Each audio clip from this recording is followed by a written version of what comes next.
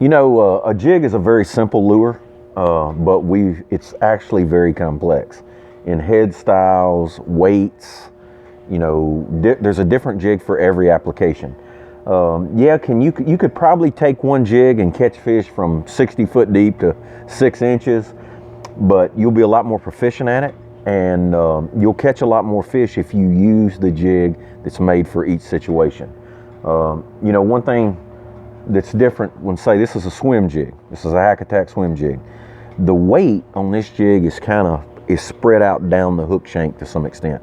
And what that does, when this jig falls, if I flip this jig in on a boat dock and let it fall, it falls more like this. And the reason for that, instead of it falling head down, you want that in a swim jig because you're pulling it through the water in this direction. So there's no need for it to have that direct fall. You really want it to be weighted in a way that you can control the depth that it's at, whether I want it on the surface or I want to slow roll it out 3 or 4 feet or even down to 15 or 20 foot. And it needs to be in a, you know, swim in an action that it stays at that depth. Now, with that being said, this is a new Hack Attack fluoro flipper, which is all weight forward, has a 0 degree line tie. That's another difference in the way the line tie is. The reason for that is because you want this jig to go through anything, much like the Hack Attack flipping jig, which is built on this same design, but with a bigger hook, a bigger skirt.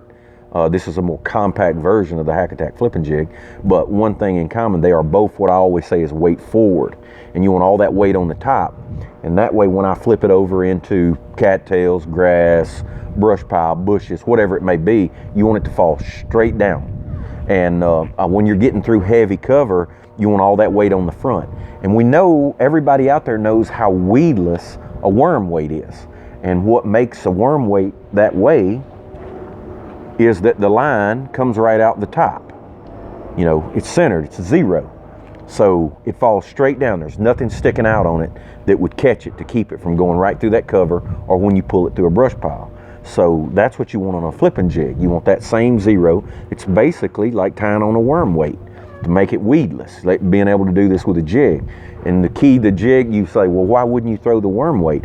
The jig has a tendency to catch bigger than average fish, and the hookup ratio on a jig is much better than on a Texas rig. So anytime possible that I can get that jig in that cover, I know I'm better and more proficient with the jig than I would be a Texas rig. It's one of the reasons that I use a jig so much. It's not that a jig gets more bites than a Texas rig. The hookup ratio is so much better. You know, another jig head style, if you're offshore fishing structure, gravel, iron ore patches, more isolated cover where you're casting and dragging a jig, is either to use a football jig or a structure jig. Now, you know, there are arguments for both styles. The DB structure jig is kind of has a 0 degree line tie, it's flat on top of the head with basically a football jig underneath. It's kind of half casting jig, half football jig. It is the jig that I prefer when I'm fishing out deep, you know, 15 to 50, you know, fishing out deep. I like it. The hookup ratio is incredible on it. I think sometimes for me personally, that football head is so thick that on bigger fish, bigger than average fish, sometimes fishing deep, it can cause you to miss fish. So I prefer personally, like I said, there's an argument for both. A lot of guys prefer the football jig. I like the structure jig. The cool thing for me about the structure jig is because it's half football jig and half casting jig, I can be dragging it out there deep. On structure, it comes through brush piles better because it has a little bit of that casting jig to it. It'll come through brush better than a football jig. You know, football jig is good on clean, but when you get around some brush, it's not, or you get around some grass, it hangs. The structure jig is kind of, to me, the best of both worlds. It comes in a 1/2 ounce up to a 1 ounce, which pretty much covers any depth of water that I would be throwing that style of jig in. The fluoro flipper is a 3/8 to 3/4. It's a little more compact than the Hack Attack, you know, than the full-blown Hack Attack jig. I like it for fishing around the same cover that I would the Hack Attack jig, but when I feel like I need a smaller profile, you know, I like to pair it with either a menace grub or a baby rage crawl. but yet I've got a big heavy jig here that'll go through cover. So I'm able to flip those mats and flip that heavy cover where I typically would put a big offering with a smaller offering, which will get me more bites.